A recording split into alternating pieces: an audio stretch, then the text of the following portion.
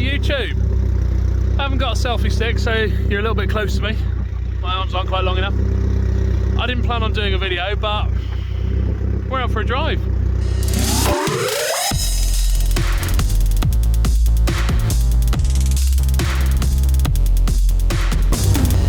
We're out for a drive, we're in the car. It's the week after Silverstone. I've had a lot of chats with a lot of people. Flashback. Kind of forgot we do vlogs, but I've ripped into it, teared it apart already. So I'll probably do a bit of a catch up on this. Wasn't happy with braking feel. I'm going a bit different to what most people do. Will that work? Who knows? We've got another 0.625. Yep, it's a lot smaller than most people run. It's another 0.625 going on the rear end, so we now have 0.625 front and rear with our modified pedal ratio. Could be completely bizarre, but I'm going to give it a go. I've done a bunch of tests beforehand. Got some brake bias data for the old setup. Brake bias is currently on the prop valve right to the back. Now we're going to turn this. 1, 2, 3, 18, 19, 20. And what we're doing, just rattling the brake pedal here, because that helps the bar spin. So we've gone 20 turns to the rear. So we're going to press again. Battery's died. Typical. 2 volts front line, 2.2 rear. 2 volts front is 2.2 rear, so that's a lot more to the back. So now we're going to go 40 clicks. That's 20 turns that way. That's the other end of the balance bar. 1, 2, 19, 20. That's back in the middle. What did we have before? Oh, we had 2 to 1.3. Let's see how repeatable that is, shall we? Just for interest. 2 to 1.3 before. So we got 2 to 1.23. It's reasonably close. 2 to 1.27. Yeah, it's pretty close, isn't it? So we go another 20 forward. 1, 2, 20. That's actually really hurting my foot now, lifting that up. Right, let's see what we got now. So we had 2 to 1.3 in the middle. We had 2 to 2.2 with it full rear. Press the pedal. Oh wow, so much easier to achieve 2 as well. 2 in the front line, 0.79 in the back. Go back on. 2 volts in the front line, 0.79 in the back. Right, now obviously you don't normally work brake pressure in voltage. We haven't scaled these sensors yet, so we've only got the raw data. I think 2 volts. I think 2 volts is somewhere around 60 bar of line pressure. So it's somewhere around the kind of magnitude you're going to see when you're driving on the circuit. I think I'm now going to rip all this out, fit the 0.625 on the rear line so that both front and rear are on the same size master, and we'll see how it feels. At least we've got that data now from the laptop. We know what it's doing at the various ranges of adjustment here. We can kind of try and replicate that and then work from there. I'm going to swap it over so I can repeat what I kind of had and then tweak from there and see what we do. So we now have front brake, rear brake. I've just put in another 0.625 and I think the bias bar is right in the middle. So we'll press the brake and see what the hydraulic bias is suggesting. 52%, it's not bad, is it? 50.4, almost exact. Almost exactly what we were expecting. So, I don't know what it currently means, but we can get 70 bar of line pressure there really easily, easier than before I changed the cylinder. Currently I'm even front to rear, so going full rear, I should be able to swing it a lot that way. Full front, should be able to swing it that way. But we know the car worked last year on a split tandem master cylinder, which is equal line pressure front and rear. So that's where I'm going to start, go out for a drive, see how it is.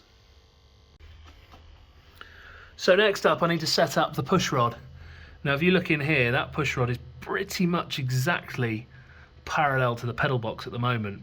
So what I'll do is wedge wedge a pole on the brake pedal, and then we'll see where that looks. Ta-da! One calibrated pole, and if you look up there, we're holding around 50 bar line pressure. So we'll come around to the front, and if you look at the bias bar now, it's ever so slightly closer on this side, so the push rod lengths are not quite right. Now we've already got no free play left in the pedal, so instead of lengthening this one, I've got to shorten this one to get that to be horizontal under pressure. End of flashback. A lot of chats with Gerds. Gerds has been an absolute legend discussing brake master cylinders and stuff with me. The way we've gone is unorthodox. So I had no front feel, no front bite. So I've gone for a smaller rear master cylinder, give the rears more power. Doesn't make sense, does it? But there's method to it. So I had a bigger cylinder on the rear, which is what Combrake supplied to Alex at DTA. So I thought I'd buy them with the AP Masters, which are very expensive, and I thought I'd try them. And you know what?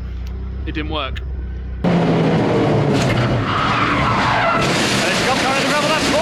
Prawn has lost it, trying to take the lead away. Oh, disaster for the Audi. Into the gravel he goes. The brakes just felt, they just felt horrendous. No bite in the front, no feel, no feedback whatsoever. Now, everything suggests there was too much to the rear, not enough to the front. So going smaller on the rear, giving the rear more power, doesn't add up, doesn't make sense. Nobody recommended that. But Gerds have been there. Gerds has started off with a 0.75 rear and a 625 front, didn't like it. Moved to a 0.7 rear, got a bit more feel in the pedal, improved it, still wasn't great. He then moved to a 0.625 rear, same as the front, and it worked. So it's not about giving the rear more power, it's about allowing the front cylinder the feel and the modulation by not having a rock solid rear cylinder, and then the balance bar has to kind of rotate about it. So I might have shown you some of this, I might have not, and I can't remember what I filmed, but I've swapped it out. We've now got a 0.625 AP Master front and rear. I'm out for a little drive, and it's brilliant. It's so much better. I don't know if it's perfect yet. Still got a bit of tweaking to do with bias, but it's fantastic. And let me open the door and show you the bias setup inside. Right, now this, I'm going to press it with my hand instead of my foot, but, let me get you to the right screen. So we go to the diagnostic page there. On the bottom right, you've got brake bias. Look at that. So you can literally press a pedal and it tells you your live brake bias readings. Now, I'd love to take the credit for that, but it's not mine. When Alex did the ADU last year, he wired in analog inputs for brake pressure sensors. Parts Garage supplied the Bosch 200 bar sensors. I fitted it all when I did the pedal box this winter. And Kev Glover, the ECU master legend, helped me. I say helped me. I sent him an ADU file. I had a go at it myself. I think I was close, but I couldn't quite get it. I asked Kev for a bit of advice. He said, just send me the file. 5 minutes later, about 9 o'clock at night or something, brand new file comes back. Plug it in. Perfect. Works first time.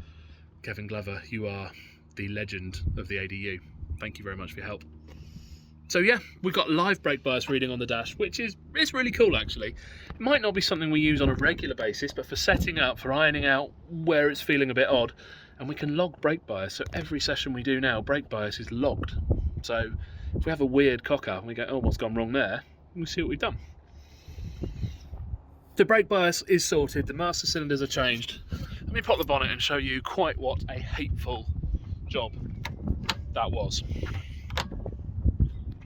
So, the master cylinders are changed. Where are they, I hear you ask? Ugh. So, this one is the front, this one is the rear, but to get that out, look how low down they are as well. To get that out, I've had to take the exhaust out, the heat shield out, work down in this tiny gap here. But there they are, brake masters, chain. So, post Silverstone, what do we think? I'm out for a test drive at the moment. I've gone full rear, and I can lock the rears very easily. I've gone full front, and it's very bitey, very on the nose. But I don't like running anything at the extremes of its adjustment, so I've come a couple of turns back from full front, and I've actually shut the rear line down on my proportioning valve a little bit. And you know what? It's starting to feel like it used to. I'm going to put a fresh set of pads in it, because these ST45 do lose their bite. after a few initial uses, which when we were servoed wasn't really a problem because you just increased pedal effort. Might become more of an issue now, so we might be changing front pads a bit more regularly in order to keep the bite. But yeah, I'm out for a drive. When was the last time I did this? When was the last time? What am I doing? My arm is aching. When was the last time I just jumped in the car and came out for a drive just to enjoy it, see how it all felt? It was probably about a year ago. I love this thing though. Don't let me forget the bonnet pins. That would be very bad. There we go. So I'm out for a drive. Car's feeling great. Silverstone was not a great representation of what we can do. For everyone that's working with us this year, everyone that's sponsoring us, I apologise. Not my finest moment, but a bit of red mist. Watching the footage back, I was overdriving the car for that first lap before the safety car anyway. I was really trying. Well, I had the pace on the straights. If I just hung back, just driven a bit more cautiously. I still maintain it's partly braking bias why I came off, but if I'm honest, the car is so much quicker than ever before. 145.8 into cops. Bloody ridiculous. I reckon I braked where I would have done before, and it would have stopped at the old power with the old brakes. We had more power, we were going faster, we had less brakes. Not a good recipe, is it? I've got to swap arms, my arm hurts. Yeah, so kind of mix of factors as to why we came off at cops. Not my finest moment, but you can't let it get to you. You just got to get over these things, move on, crack on. Master cylinder is in, car is fully spanner checked. We've actually got it, let me show you. We've actually got it back on. Can you see them? Yeah. We've actually got it back on a set of AO52s. Now, reason for being back on AO52s, I haven't road tested the car. I got it back from the dyno from Badger 5 with a new engine and kind of went, yeah, it works. Did Bedford, didn't drive it. If I'd have driven it a bit more, if I'd have kind of spent a bit more time driving it and feeling it out rather than trying to make the inside look smart, I might have realised that the brakes were shite. We might not have ended up in the gravel and we might have bagged ourselves a podium.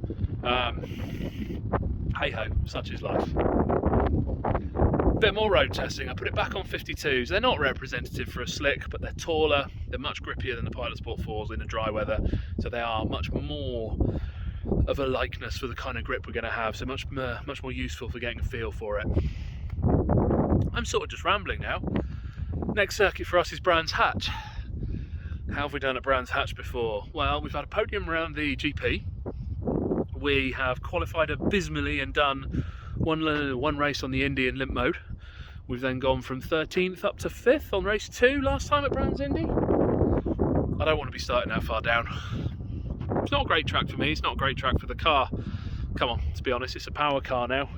It's Thunders. I don't regret that. It's never going to handle like an M3, but it's Thunder Saloons, it's unlimited. I'm making the most of a compromised wrong wheel drive chassis and doing what I can. So Brands is never going to be a strong one for us, but if I can get a bit more feel on the brakes, get used to them, get that dialed in, then who knows? Top 5 would be nice, just a guess. But yeah, not quite the start of the year that we planned, but let's be honest, it's better than last year. I'm just chatting now, mostly because Andy Wilson really complained last week when I only did a 5-minute video. So obviously 5 minutes of me for Andy Wilson is not enough every week. You just want a video call me, mate. You're welcome to just ring up for a chat at any point, just get your fill. I'm in such a good mood, I really am. Car feels great, everything works. All the winter changes, most of the winter changes have been fantastic. Everything apart from the brakes, which you know what, we might be on top of. We'll find out in a few weeks' time. I'm going to stop rambling now. This is a bit of a random one. Oh, you know what I haven't said? I've already said thank you last week to all of our sponsors. Badger 5, Helix Autosport, Parts Garage, Kershaw Roofing, Gas and Gears, and Litco for the turbo. Those guys are helping us out so much this year. Without them, we wouldn't be there. But you know what? I don't say thanks to the boys enough. Specifically Jared and Luke, who are at every round, but everyone that's come and helped us. We had Shannon helped us last year, we had Bryn came this year, we've had Tom's an old school friend, turning up to rounds, and you know what, he's really bloody handy as well. Thank you all so much. The support we get, everyone getting behind the 250,000 mile junior rep shopping car going racing. Honestly, it's amazing. I love it. Mum and Dad too. Mum and Dad come to every round. They're pensioners and they travel the length and breadth of the country to watch me race a shitbox. It's awesome. Anyway, I really am rambling now. I hope you guys will like this one. It's not Chatty Man in an asbestos shed and it's not a race vlog, so I thought I'd just come out and just do a vlog, chat. Here I am. 3 weeks, we'll be at Brands Hatch, racing again in Thunder Saloons. If you're nearby, April 22nd, 23rd, come along. It's an awesome event. It's an awesome weekend for everyone. Brands Hatch is usually pretty kid friendly. It's a good day out. Hope you guys will like this one, a little bit different again. The sun has come out for my drive home, so I'm going to get back in my 600 horsepower shopping car and I'm going to blast home on Hampshire's finest roads. Don't forget to like, share and subscribe. Have fun. Take care. See you next week.